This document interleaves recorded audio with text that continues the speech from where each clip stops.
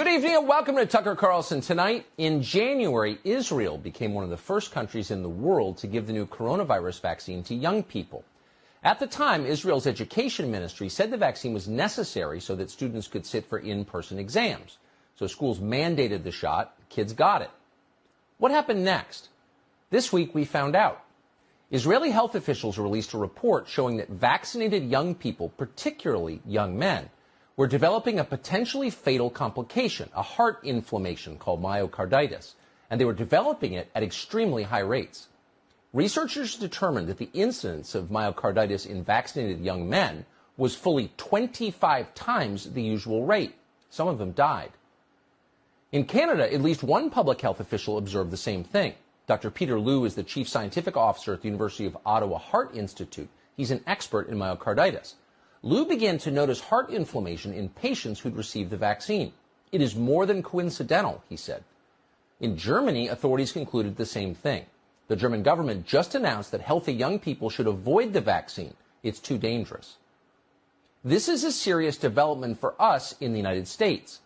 If statistical trends observed in Israel hold here, as many as 150,000 young Americans will develop a potentially fatal heart disorder because of the COVID vaccines. That's not alarmism. It's not some kind of anti-vaxxer conspiracy theory. It's real. Just this afternoon, the CDC confirmed what appear to be dangerous side effects. The country's two biggest vaccine monitoring systems, the Biden administration's Vaccine Adverse Reporting System, known as VAERS, and the CDC's Vaccine Safety Data Link, both show strikingly high rates of myocarditis in young people who have been vaccinated. We clearly have an imbalance there, a CDC official announced today. Imbalance is one way to put it. Potential emergency is another way. Given these numbers, it is possible that healthy young people in this country will be much more likely to be harmed by the vaccine than by COVID itself. That would be a disaster. In fact, it would be the definition of a preventable disaster. How are our institutions responding to these new numbers? Well, mostly by ignoring them completely. In fact, in just the last week, many American colleges and universities have announced they will require proof of vaccination, an official vaccination card, before they allow students to return to campus.